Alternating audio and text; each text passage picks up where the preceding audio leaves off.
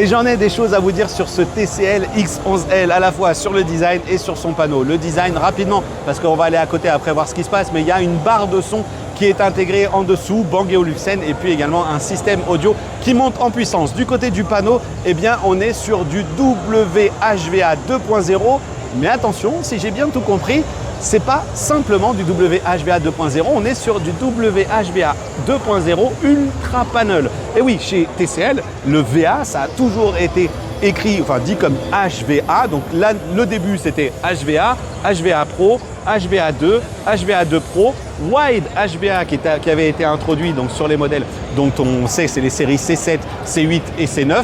Et ensuite, on a le Wide HVA Ultra Panel et le WHVA 2.0 Panel et WHVA 2.0 Ultra Panel. Donc, si j'ai bien tout compris, eh bien, notre X11L, il intègre ce panneau-là. En tout cas, Olivier ne me l'a pas confirmé. C'est pas une question sur le moment que je lui ai posée. Et ce qu'il laisserait du coup, eh bien, les WHVA 2.0 pour les séries inférieures, en l'occurrence peut-être série C7 et C8.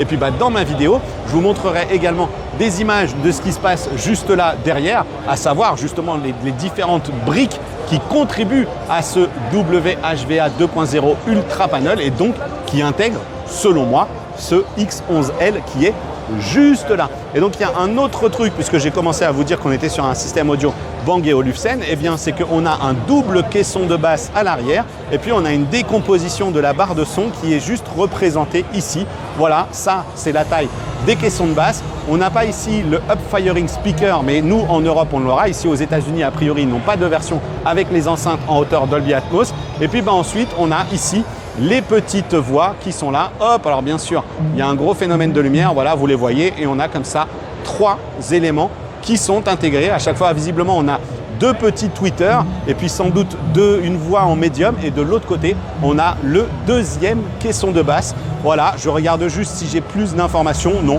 Bon, on sait que c'est un système signé Bang & Olufsen. Tous les produits ne seront pas sous du Bang & Olufsen.